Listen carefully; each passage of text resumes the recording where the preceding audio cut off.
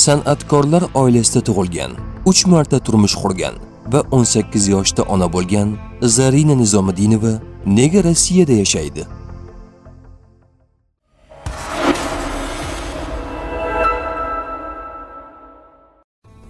O'zbek kinosining eng mashhur aktrisalaridan biri Zarina Nizomiddinova 29-mart kuni 36 yoshni qarshi oldi.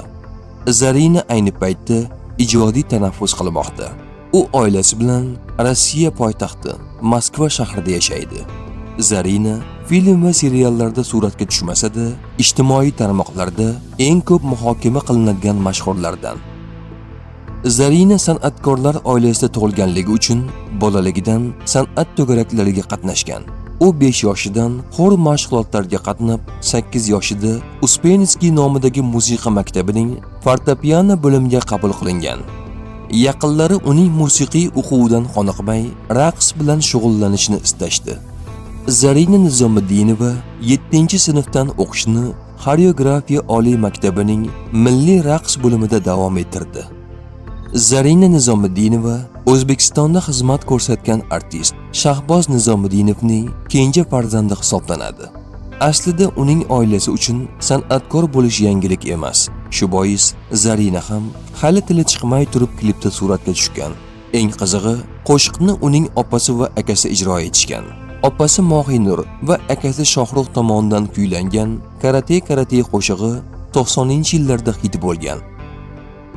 Odatda kinorejissyorlar rollarga chiroyli qizlarni xoreografiya raqs maktabidan izlaydi. Zarinaning kino olamiga kirib kelishiga ham xuddi shunday tashriflar sabab bo'lgan. U ilk rolini Tamara Kamalovaning Yo'l bo'lsin filmida ijro etgan. 2006-yil esa Bahrom Yoqubovning Romeo va Julietta filmida suratga tushadi. Mana shu film Zarinani aktrisa sifatida elga tanitgan. Zarina Nizomiddinova 2014-yili xonandalik faoliyatini boshlagandi. U Afsonaviy va Meni kechir nomli qo'shiqlarini ijro etib, klip suratga olgandi. Ammo aktrisaning xonandalik faoliyati uzoqqa cho'zilgani yo'q. Qo'shiq aytish aktrisaning shunchaki hobbisi bo'lgani va uni rivojlantirishga katta kuch sarflamaganini aytib o'tgan. Lekin uning qo'shiqlariga ishlangan kliplar o'z davrining katta pul sarflangan ijod mahsullaridan biri bo'lgan. Aktrisa Zarina Nizomiddinova juda erta oila qurgan. Katta o'g'li Temurbekni 18 yoshida dunyoga keltirgan. Xorijdagi turmushi u qadar omadli kechmagan. Toshkentga qaytib, ijodini davom ettirgan. 2015-yilning 18-yanvar kuni esa ikkinchi bor oila qurdi. Navbatdagi turmush o'rtog'i o'zidan ancha katta va tadbirkorlik bilan shug'ullangan.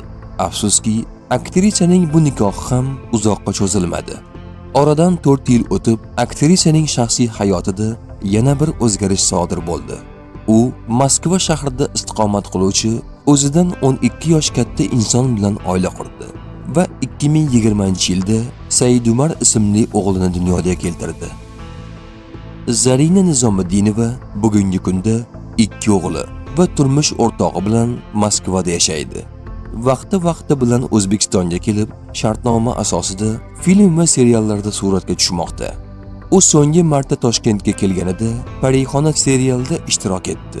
Ammo aytish mumkinki, u O'zbekistondagi gonorari eng yuqori aktrisalardan biri.